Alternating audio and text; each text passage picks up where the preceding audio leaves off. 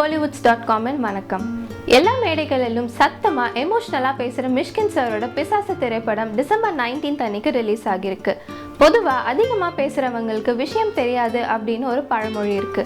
அந்த மாதிரி அதிகமா பேசுற மிஷ்கின் சார் பிசாசு திரைப்படத்துல என்ன சாதிச்சிருக்காரு அப்படின்றத Kollywoods.com மூவி ரிவ்யூல பார்க்கலாம் வாங்க.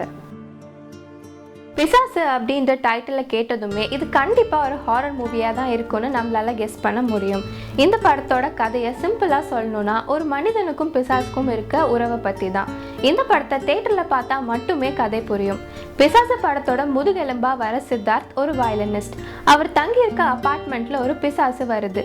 அந்த பிசாசு ஏன் வருது, எதுக்கு வருது அப்படின்றது தான் இந்த படத்தோட மீதி கதை. சித்தார்த் அப்படின்ற கேரக்டரில் நடிச்சிருக்காரு நாகா. நடிக்கல, வாழ்ந்திருக்காரு. அழகா இருக்க பிரக்யா மார்ட்டின் இந்த படத்துல பிசாசா நடிச்சிருக்காங்க. இன்னொருத்தரை பத்தி ஸ்பெஷலா சொல்லணும் அப்படின்னா இது வரைக்கும் அவரோட சினிமா கரியர்ல காமிக்காத நடிப்பை இந்த படத்துல காமிச்சிருக்காரு ராதா ரவி சார். அவரோட நடிப்பால எல்லாரையுமே நெகிழ வச்சிருக்காரு. படத்தோட ஃபர்ஸ்ட் ஹாஃப்ல என்னதான் நடக்குது அப்படின்னு நம்மளுக்கு தோணினாலும் செகண்ட் ஹாஃப்ல எல்லாரையுமே மிரள வச்சிருக்கு பிசாசு திரைப்படம். சினிமோட்டோகிராஃபி மற்றும் மியூசிக் இந்த படத்துக்காக கண்டிப்பா அவார்ட் வாங்கியே ஆகணும் அப்படின்ற அளவுக்கு ஒர்க் பண்ணியிருக்காங்க சினிமோட்டோகிராஃபர் ரவி ராய் மற்றும் மியூசிக் டைரக்டர் ஆரோல் குரலி. கண்டிப்பா இவங்க ரெண்டு பேருக்கும் கோலிவுட் இண்டஸ்ட்ரியில ஒரு பெரிய இடம் காத்துட்டு இருக்கு. ஃபர்ஸ்ட் படம் மாதிரி இல்லாம பல படம் ஒர்க் பண்ண மாதிரி இருந்துச்சு இவங்களோட எஃபர்ட்.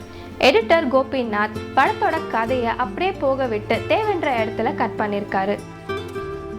படத்தோட ஸ்டார்டிங் அண்ட் ஃபைனல் கிரெடிட்ஸில் அவரோட பேரை முன்னாடி போடாமல் ஒர்க் பண்ண மற்ற எல்லா ஆர்டிஸ்டோட பேரையும் முன்னாடி போக விட்டு கடைசியாக ஒரு ஓரமாக தமிழ் சினிமா ரசிகர்களுக்காக ஒரு நல்ல படத்தை கொடுத்து அவரை ப்ரூவ் பண்ண மிஷ்கின் சாரை நீங்கள் பாராட்டவே வேண்டாம்.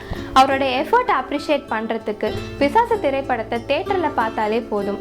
அதுவே தமிழ் சினிமா ரசிகர்களாகிய நாம மிஷ்கின் சாருக்கு கொடுக்குற பெரிய மரியாதை.